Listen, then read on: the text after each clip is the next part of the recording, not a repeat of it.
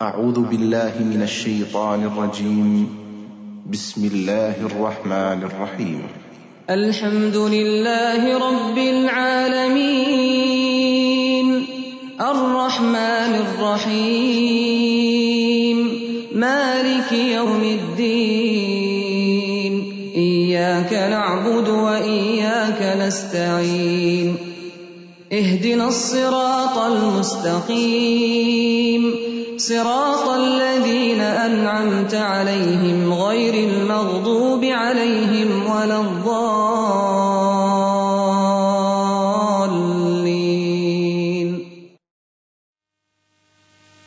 السلام علیکم ورحمۃ اللہ وبرکاتہ. نحمده ونصلي على رسوله الكريم. اما بعد فاعوذ باللہ من الشیطان الرجیم. بسم اللہ الرحمن الرحیم. رب اشرح لی صدری ویسر لی امری واحلل عقدۃ من لسانی یفقہوا قولی. ہماری آج کی گفتگو کا موضوع ہے ہمدردی کا مہینہ. رمضان المبارک کو نبی اکرم صلی اللہ علیہ وسلم نے شہر المواسات کہا ہے. مواسات کا مطلب ہوتا ہے ایک دوسرے کی ہمدردی کرنا، ایک دوسرے کا دکھ بانٹنا، ایک دوسرے کی مدد کرنا.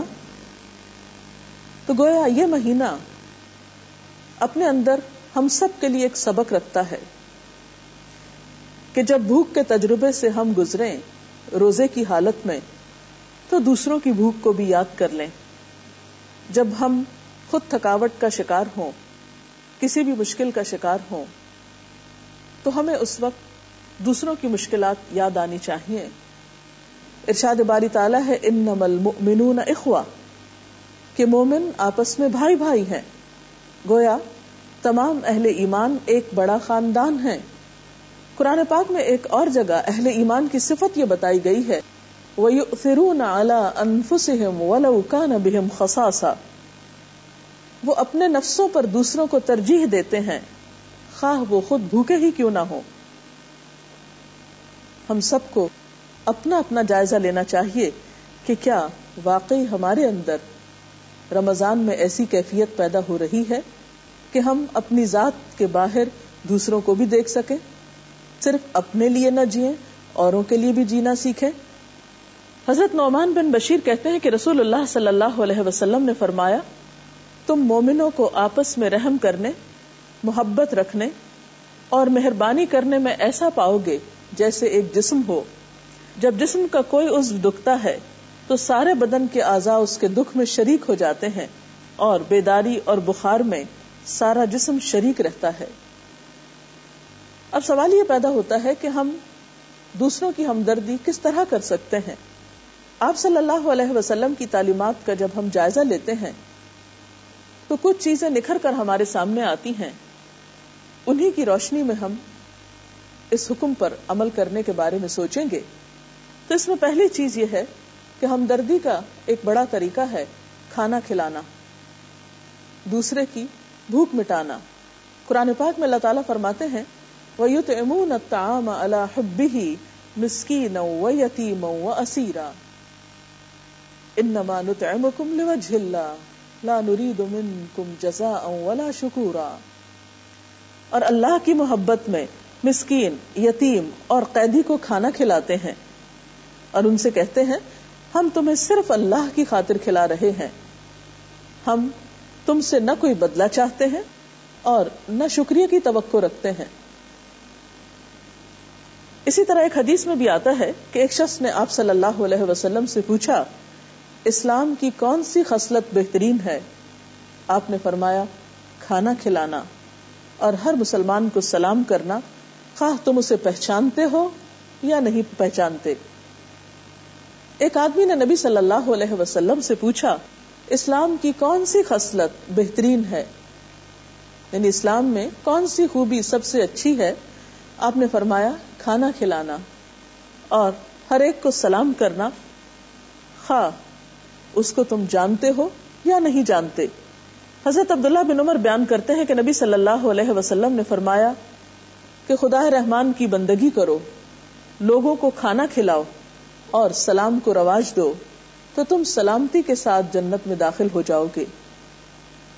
حضرت سعد بن عبادہ بیان کرتے ہیں میں نے عرض کیا اے اللہ کے رسول صلی اللہ علیہ وسلم کون سا صدقہ سب سے افضل ہے؟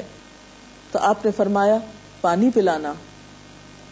تو اس سے اندازہ ہوتا ہے کہ اگر ہم واقعی دوسرے انسانوں کی ہمدردی کرنا چاہتے ہیں تو اس کے لیے ہمیں سب سے پہلے ان کی بنیادی ضروریات کے بارے میں سوچنا ہوگا. ہر شخص کو کھانے کی ضرورت ہے. ہمیں اپنے آس پاس دائیں بائیں اور قریب کے علاقوں میں سب سے پہلے دیکھنا چاہیے کہ ان میں کوئی ایسا شخص تو نہیں جس کو افطار میں کچھ میسر نہ آیا ہو، جس نے بغیر کچھ کھائے پیے روزہ رکھا ہو، کیونکہ بھوک کی تکلیف شدید تکلیفوں میں سے ہے. آپ صلی اللہ علیہ وسلم نے فرمایا کہ وہ شخص مومن نہیں جو خود تو پیٹ بھر کر کھانا کھائے اور اس کا پڑوسی اس کے پاس ہی بھوکا سو رہا ہو. یہ اسلام کے بالکل ابتدائی اور بنیادی اخلاق میں سے ہے. ہمدردی کا ایک اور طریقہ یہ ہے کہ انسان دوسرے کی ضروریات پر اپنا مال خرچ کرے، اور ان ضروریات میں پھر لباس ہو سکتا ہے، تعلیم ہو سکتی ہے، علاج ہو سکتا ہے. ہر شخص شعور رکھتا ہے، آنکھیں رکھتا ہے. اسے دیکھنا چاہیے کہ اس کے آس پاس کے لوگ کس چیز کے ضرورت مند ہیں، اور جہاں جو چیز ہو اس کے مطابق خرچ کرنا بہترین ہمدردی ہے. ہمدردی کا ایک اور طریقہ ہے کسی حقدار کو اس کا حق دلانا. ہمارے معاشرے میں بہت سے ایسے لوگ ہو سکتے ہیں جو اپنے بنیادی حقوق سے بھی محروم ہوں. اگر ہم کسی بھی طور پر ان کی کوئی مدد کر سکتے ہوں، ایسا کرنا بھی ہمدردی اور غمخواری کرنا ہے. قرآن پاک میں اللہ سبحانہ وتعالی فرماتے ہیں پس اے مومن رشتہ دار کو اس کا حق دے، مسکین اور مسافر کو. یہ طریقہ بہتر ہے ان لوگوں کے لیے جو اللہ کی رضا چاہتے ہیں اور وہی فلاح پانے والے ہیں. یعنی کامیابی کا انحصار اسی پر ہے. حضرت ابو ہریرہ کہتے ہیں کہ نبی صلی اللہ علیہ وسلم نے فرمایا بیوہ عورت اور مسکین کی خبر گیری کرنے والا اللہ کی راہ میں بھاگ دوڑ کرنے والے کی طرح ہے. آپ نے یہ بھی فرمایا کہ بیوہ اور مسکین کی خبر گیری کرنے والا اس شب بیدار کی طرح ہے، یعنی رات بھر جاگنے والے کی طرح ہے جو عبادت میں سستی نہیں کرتا، اور اس روزہ دار کی طرح ہے جو دن کو افطار نہیں کرتا. یعنی اتنی بڑی نیکی ہے. ایک اور حدیث میں حضرت ایاز فرماتے ہیں کہ آپ صلی اللہ علیہ وسلم نے فرمایا 3 قسم کے آدمی جنتی ہیں. نمبر 1 وہ حاکم جو عدل و انصاف کرنے والا اور احسان کرنے والا ہو اور اس کو بھلائیوں اور نیکیوں کی توفیق دی گئی ہو. دوسرے وہ شخص جو مہربان ہو اور رشتہ داروں اور مسلمانوں کے لیے رقیق القلب ہو، یعنی اس کا دل نرم ہو دوسرے انسانوں کے لیے. تیسرے وہ شخص جو حرام چیزوں سے بچنے والا ہو، سوال سے پرہیز کرنے والا ہو اور اہل و عیال کے بارے میں اللہ پر بھروسہ کرنے والا ہو. اسلام نے یتیموں کے حقوق کے بارے میں بھی بہت تاکید کی ہے. ہمارے اپنے ہی خاندان میں، ہمارے رشتہ داروں میں، ہمارے قریبی جاننے والوں میں کہیں نہ کہیں ایسے لوگ ہو سکتے ہیں جو ایسی پریشانی کا شکار ہوں، یتیمی کا شکار ہوں. تو اس کے بارے میں ایک حدیث میں آتا ہے کہ جو شخص اللہ کی خوشنودی کے لیے کسی یتیم کے سر پہ ہاتھ پھیرے، یعنی آپ دے کچھ نہیں رہے، صرف ہمدردی کر رہے ہیں، پیار کر رہے ہیں، شفقت کا ہاتھ سر پہ پھیر رہے ہیں، تو یتیم کے سر کے ہر بال کے عوض جس پر اس کا ہاتھ پڑے نیکیاں لکھی جاتی ہیں. اور جو شخص یتیم بچی یا بچے کے ساتھ اس کی پرورش میں احسان کرے تو وہ اور میں جنت میں اس طرح ہوں گے جس طرح یہ 2 انگلیاں ملی ہوئی ہیں. آپ نے 2 انگلیوں کو ملا کر بتایا. یعنی ایسے بچے جن کا باپ فوت ہو چکا ہو، اگر کوئی شخص ان بچوں کے ساتھ احسان کا رویہ اختیار کرتا ہے، مثلا بعض اوقات کوئی شخص کسی بیوہ عورت سے شادی کرتا ہے، اس بیوہ عورت کے پچھلے شوہر سے بچے ہو سکتے ہیں، وہ باپ فوت ہو چکا ہوتا ہے. ایسے بچوں کو عموماً ہمارے معاشرے میں صحیح محبت یا کیئر نہیں ملتی، وہ ہمیشہ اپنے اوپر ایک بوجھ ہی سمجھے جاتے ہیں. ایسے بچوں کے ساتھ احسان کرنا، محبت کرنا، شفقت دینا، انہیں اپنے باپ کی کمی کا احساس نہ ہونے دینا، یہ ایک بہترین نیکی ہے. پھر اسی طرح ہمدردی اور غمخواری کے اس مہینے میں ہم لوگوں کی ایذا رسانی کو ان سے دور کر سکتے ہیں. ان کو دکھ دینے سے بچنا روزے کے تقاضوں میں سے ہے. آپ صلی اللہ علیہ وسلم نے فرمایا کہ المسلم من سلم المسلمون من لسانہ و یدہ، مسلمان تو وہ ہے جس کے ہاتھ اور زبان سے دوسرے مسلمان محفوظ رہیں. اور روزہ بھی اسی چیز کا تقاضا کرتا ہے. حضرت ابن عمر کہتے ہیں کہ نبی صلی اللہ علیہ وسلم نے فرمایا مسلمان مسلمان کا بھائی ہے، نہ وہ اس پہ زیادتی کرتا ہے، نہ اس کو بے یار و مددگار چھوڑتا ہے، نہیں مصیبت میں اسے دیکھ کے خود بھاگ نہیں جاتا، مدد کے لیے آگے بڑھتا ہے.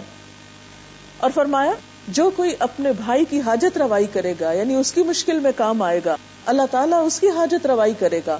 اور جو کوئی ایک مسلمان کی مصیبت دور کرے، اللہ تعالیٰ اس کی آخرت کی مصیبتوں میں سے ایک مصیبت قیامت کے دن دور کر دے گا. اور جو شخص مسلمان کی پردہ پوشی کرے گا، اللہ تعالیٰ اس کی پردہ پوشی فرمائے گا. تو اللہ تعالیٰ سے دعا ہے کہ وہ ہمیں ہمدردی اور غمخواری کرنے کے اس مہینے میں حقیقی معنوں میں ایسا دل دے، ایسا احساس دے اور ایسی کوشش کی توفیق دے کہ ہم اس کا حق ادا کر سکیں. ایک شخص کب تک یتیم ہوتا ہے، مطلب کس ایج تک؟ ان کا سوال یہ ہے کہ ایک شخص یتیم کب تک ہوتا ہے. یتیم بالغ ہونے سے پہلے تک ہوتا ہے، بلوغت کے بعد یتیمی باقی نہیں رہتی. اجازت چاہتے ہیں. اللہ حافظ.